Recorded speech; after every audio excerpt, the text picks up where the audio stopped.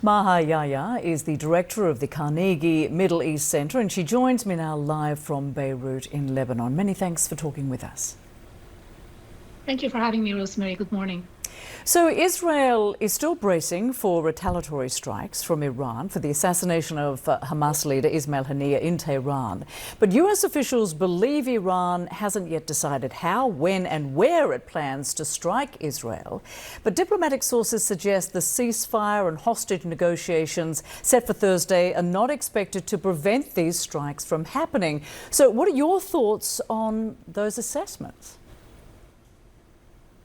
Honestly, Iran is a pragmatic actor. I don't think it's a question of not knowing where and how to retaliate.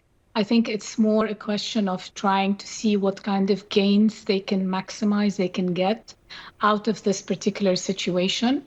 If there is a ceasefire deal, then Iran can safely say the blood of Ismail Haniyeh did not go in vain and can give up on the idea of retaliating. I think the same would apply to Hezbollah. Everyone wants out of this conflict. Nobody is interested in having an all-out conflict in the region at this particular moment, especially Iran, Hezbollah, the United States. They are not interested in an all-out war.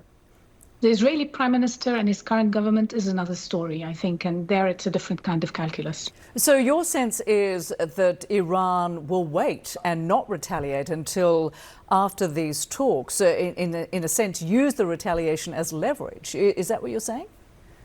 That's what I think is happening at this particular moment. Now, there are lots of diplomatic discussions going on behind the scenes between Iran and the United States via the Omanis, amongst others. So it is a wait-and-see game to try and understand,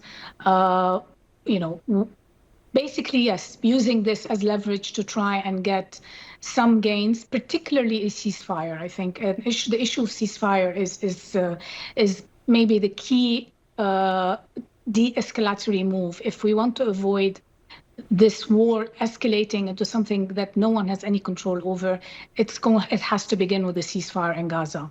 And one of the remaining sticking points to reaching a deal is the possibility of last-minute demands coming from Israel's Prime Minister Netanyahu. Do you think he wants to see a deal reached in Gaza?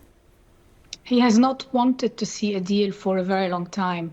President Biden's initiative was on the table as of, I believe, the end of May. There was a 3-point plan that was agreed to, and even Israeli negotiators are complaining that Netanyahu keeps changing the goalposts and keeps making additional demands in a way to scuttle the prospect of any deal. His political survival and that of his cabinet, particularly the more right-wing elements within it, is dependent on the continuation of conflict. They do not want to see the end of conflict. They do not want a day after in Gaza unless that day after includes the ethnic transfer of Palestinians from Gaza. What do you think it will take to reach a deal in Gaza, and how would you compare the demands being made by Hamas to those coming from Israel? I think what it would take is for the United States to exert actual pressure and use its leverage in terms of weapons transfer. What we've seen is the opposite yesterday. The State Department authorized the sale of $20 billion worth of arms to Israel.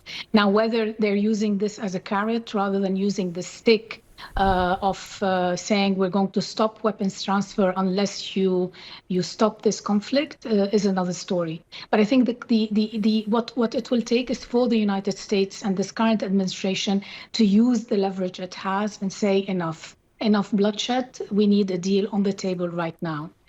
What we've seen, at least publicly, in terms of the demands of Hamas, at least the statement that was made a couple of days ago, is they said, we want to go back to what was agreed to in President Biden's 3-point plan. So clearly the goalposts, as I said, had been moved and shifted many times. So they're saying, go back to this 3-point plan. We need something on the table concrete rather than continuing these endless discussions about a ceasefire deal where every time we get to the point where there is a deal on the table, it gets scuttled by Prime Minister Netanyahu. Hamas is not blameless, but just to make clear that the primary obstacle until now has been the Prime Minister of Israel. Maha Yahya, thank you so much for joining us and sharing your perspective and analysis. Appreciate it.